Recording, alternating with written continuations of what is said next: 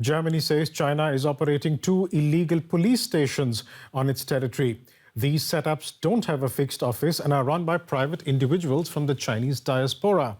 The aim? To collect information on Chinese dissidents and citizens in exile and pass that on to Beijing. It's a pattern that's come to light across the world.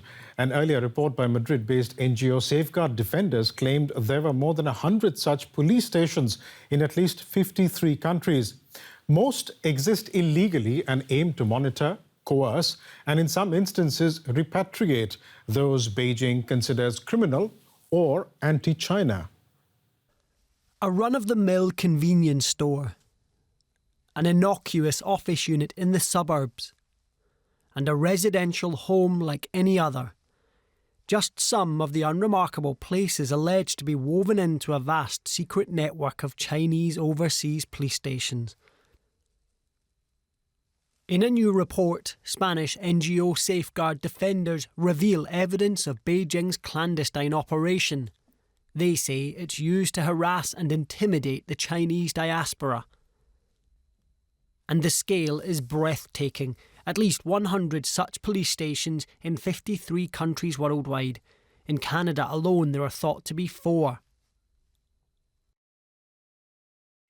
We've known for many years that there are consistent engagements by representatives of the Chinese government into Canadian communities with local media, reports of illicit Chinese police stations. These are all things that we continue to be concerned about, that our officials stay active on, and that we will continue to be vigilant around to keep Canadians safe. The issue came to the fore at last month's G20 summit in Bali. Justin Trudeau told journalists he raised his concerns with Chinese President Xi Jinping. Xi scolded his counterpart over the incident. Everything we discuss is then leaked to the paper. That's not appropriate. And that's not how the conversation was conducted.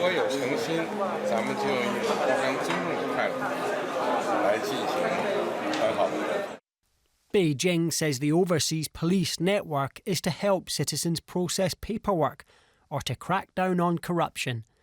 In 2019, Chinese law enforcement began officially working in Cambodia. Since then, hundreds of Chinese citizens accused of telecom fraud have been deported without due process. The FBI says that the latest revelations, however, mark an illegal expansion of China's police state. Because we have seen a clear pattern of the Chinese government, the Chinese Communist Party, exporting their repression right here into the U.S. And we've had now a number of indictments that you may have seen of the Chinese engaging in uncoordinated quote-unquote law enforcement action right here in the United States, harassing, stalking, surveilling, blackmailing people who they just don't like or who disagree with the Xi regime.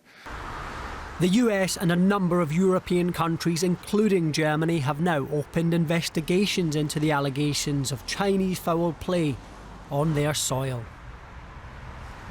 And for more context on this, I'm joined by Laura Hart. She's a campaign director at NGO Safeguard Defenders and joins me from Rome. Ms. Hart, welcome.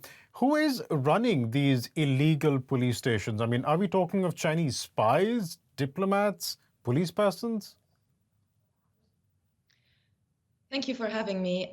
From what we gathered from the Chinese authorities themselves and from Chinese media reports on this subject, which is the exclusive basis of our reporting on this. So we only used, and I wish to highlight this, open source material available online from Chinese authorities, local authorities, and the media itself. So what we see from their statements is that these so-called overseas police service centers or police linkage centers, they have different names depending on what local jurisdiction is running them, were set up by these local public security bureaus. We identified 4 of them in close cooperation with the United Front Work Department. So it appears that these have been set up on top of, let's say, an existing network of United Front organizations and people tied to those organizations around the world. So we have no reason at this time to believe that people were brought into countries to exercise these functions, that these are, traditional spies or public security agents. We cannot exclude that, but we have no evidence at this point that this would be the case. It really seems that they are using existing networks, United Front networks, that have been there to build this extra function on. You're talking about an extra function, but isn't there an element of legality here as well? For instance, China does have joint police patrolling arrangements with countries like Italy, Serbia, and Croatia. Surely police stations are a part of that deal, aren't they?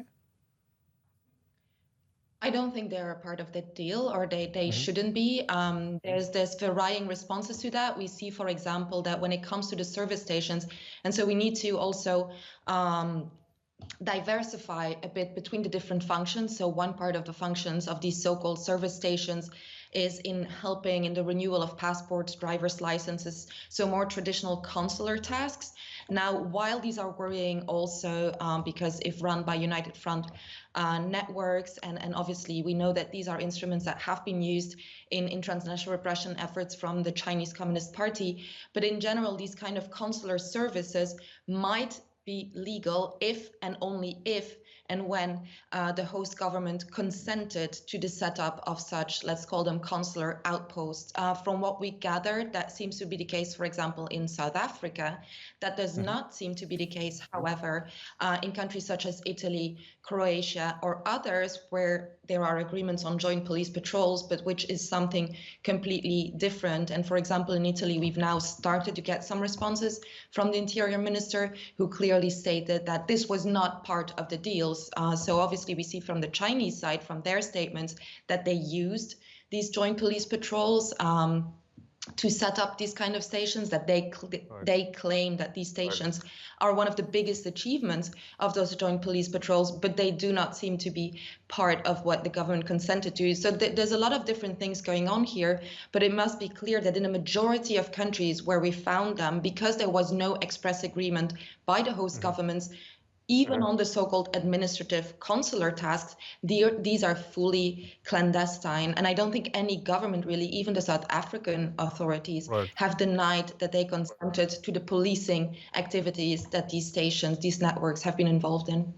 Your organization uncovered this network using publicly available sources, open source material essentially. Presumably this is something that the governments could have done as well.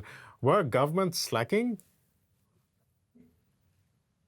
Look, when it comes to, we came across these stations because we are mapping and tracking the transnational repression efforts from the Chinese Communist Party, and in particular, what we call involuntary returns. So both the legal and illegal methods that the Chinese Communist Party and its state bodies use to bring people back to China at all costs. So as we were tracking these, we also came across the setup of these stations as a part of these efforts of transnational repression and transnational policing.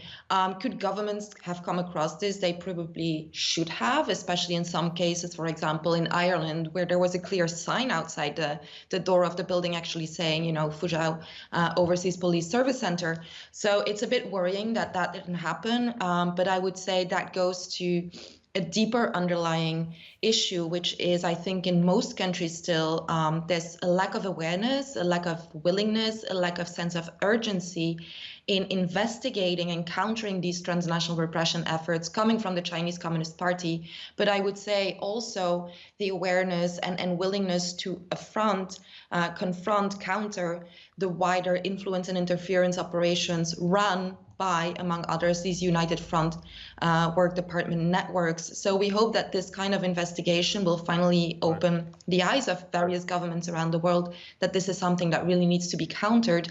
And hopefully they will do so in a coordinated way to learn from each other and to set up a common framework to counter these efforts. Laura Hart, we'll leave it there. Thank you so much for joining us today.